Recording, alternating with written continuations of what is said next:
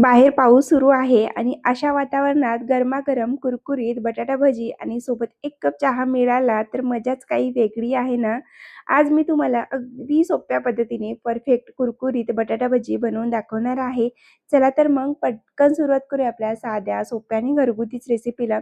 खूप जास्त वेळ अजिबात लागणार नाहीये आणि खरं सांगते अशा पद्धतीने जर तुम्ही एकदा ही बटाटा भजी बनवून खाल्लात ना, तुम्ही वारंवार याच पद्धतीने बनवून खाणार आहे. चला तर मग पटकन सुरुवात करूया. तर बघा सगळ्यात आधी ना एका बाउलमध्ये आपल्याला पाणी घ्यायचं आहे. तर बघा इथे मी भरपूर पाणी घेतलेलं आहे. त्याच्यामध्ये आपल्याला आपल्या क्वांटिटीनुसार किती बटाटे घ्यायचे ते सगळे बटाटे ॲड करून घ्यायचे आहेत. तर इथे मी 4 बटाटे घेतलेले आहे. आणि 4 बटाटेमध्ये ना 4 ते 5 लोकं आरामशीर खातात. त्यासाठी बघा इथे मी 4 बटाटे घेतलेले आहेत. सगळ्यात आधी ना बटाटे आपल्याला छान सोलून घ्यायचे बघा अशा पद्धतीने व्यवस्थित सगळे बटाटे आपल्याला सोलून घ्यायचे आहेत. इथे मी एक-एक करून सगळे बटाटे सोलून घेतलेले. सोलून घेतल्यानंतर आपल्याला बटाटे छान धुवून घ्यायचे आहेत. आणि बघा इथे मी 4ही बटाटे पाण्यातून सेपरेट केलेले खराब पाण्यातून. आता हे बटाटे धुवून आपल्याला दुसऱ्या पाण्यामध्ये ठेवून घ्यायचे बघा अशा पद्धतीने. त्यानंतर आपल्याला बटाटे कट करून घ्यायचे. इथे मी सिंपली चाकूने कट करून घेणार आहे, स्लाइस करून घेणार आहे. आपण ना चाकूने थोडंसं जाडसर स्लाइस करून घेतो. त्यामुळे ना ज्यावेळेस आपण बेसनाची ती लेयर कुरकुरीत आणि मधून एकदम सॉफ्ट बटाटा, त्यामुळे ना त्याची चवच बदलून जाते. त्यासाठी बघा इथे मी थोडंसं पातळ असं कट करून घेते, स्लाइस करून घेते चाकूने. पण तुम्हाला असं नाही करायचं असेल, थोडंसं तुम्हाला जाड वाटत असतील, तर तुम्ही डायरेक्टली ज्याच्याने आपण चिप्स पाडून घेतो की नाही, त्याच्याने तुम्ही हे चिप्स काढून घेऊ शकता, स्लाइस करून घेऊ शकता. पण मी असं न करता अशा पद्धतीने करून घेते. तुम्ही सुद्धा माझ्या पद्धतीने एकदा करून बघा. खूप सुंदर अशी बटाटा भजी बनवून तयार होते. तर बघा इथे मी सगळे बटाटे स्लाइस करून घेतलेले आहेत. अगदी 5 मिनिटं लागलेत. 5 मिनिटात मी 4ही बटाटे कट करून घेतले आहेत. आणि आता काय करायचं, हे बटाटे आपल्याला दुसऱ्या पाण्यामध्ये ॲड करून घ्यायचे. 1 ते 2 पाण्यात छान धुवून घ्यायचं जोपर्यंत पाणी क्लीन निघत नाही तोपर्यंत. तर बटाटे स्लाइस आपले तयार झाले, ते बाजूला ठेवून घेऊया. आणि लगेच आपल्याला एक दुसरा बाउल घ्यायचं आहे. त्याच्यामध्ये 1 वाटी इतकं बेसन ॲड करायचं आहे. पाव वाटी इतकं कॉर्नफ्लॉवर ॲड करायचं आहे. कॉर्नफ्लॉवर असेल तर ते ॲड करा, नसेल तर तुम्ही इथे पाव वाटी इतकं तांदळाचं पीठसुद्धा ॲड करून घेऊ शकता. त्यानंतर अर्धा चमचा इतकं मीठ ॲड करायचं आहे. पाव चमचा हळद ॲड करायची आहे. 1 चमचा मिरची पावडर ॲड करायचा आहे. अर्धा चमचा धने पावडर आणि अर्धा चमचा इतका ओवा हाताने क्रश करून ॲड करायचा आहे. त्यानंतर भरपूर सारी बारीक चिरून घेतलेली कोथिंबीर ॲड करायची आहे. आणि त्यानंतर सगळ्यात आधी आपल्याला हे सगळे ड्राय इन्ग्रीडियंट्स मिक्स करून घ्यायचं आहे. आणि आता थोडं-थोडं पाणी ॲड करायचं आहे आणि छान असा स्मूथ इथे बॅटर तयार करून घ्यायचं आहे. तर बघा बॅटर तयार करत असताना एकाच वेळेला भरपूर पाणी ॲड करायचं नाही.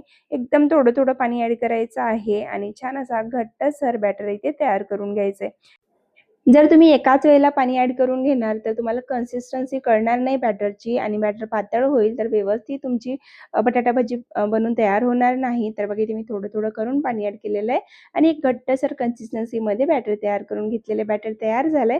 आता आपण लगेच चिप्स बघून घेऊया, जे आपण स्लाइस करून ठेवलेलं आहे. तर आता काय करायचं, सगळ्यात आधी ना किचन टॉवेल घ्यायचं आहे आणि त्याच्यावर आपल्याला ही जी आपण स्लाइस करून ठेवलेले बटाट्याची कापं आहे, ते सगळे आपल्याला त्याच्यावर पसरवून घ्यायचे. आपल्याला हे सुकवायची नाहीये, फक्त ड्राय करून घ्यायचे. याच्यावरचं जे पाणी आहे ना, ते पूर्णपणे ड्राय करून घ्यायचं आहे. त्याच्यासाठी बघा मी इथे किचन टॉवेलवर पसरवून घेतलेलं आहे. त्यानंतर ना आपल्याला वरून एक याच्यावरून किचन टॉवेल पसरवून घ्यायची आहे आणि व्यवस्थित त्याला पुसून घ्यायचं. पूर्ण याच्यावरचं जे एक्स्ट्राचं पाणी आहे, ते काढून आपल्याला हे जे चिप्स आहे ना, ते ड्राय करून घ्यायचे. आणि तुम्ही इथे बघू शकता मी पूर्णपणे याच्यातलं पाणी एक्स्ट्राचं काढून घेतलेलं आहे आणि हे जे चिप्स आहे पूर्णपणे ड्राय झालेले, अजिबात त्याच्यावर पाणी नाहीये. असं करून घेतल्यामुळे आपला जो बेसनचा बॅटर आहे तो पातळ होत नाही.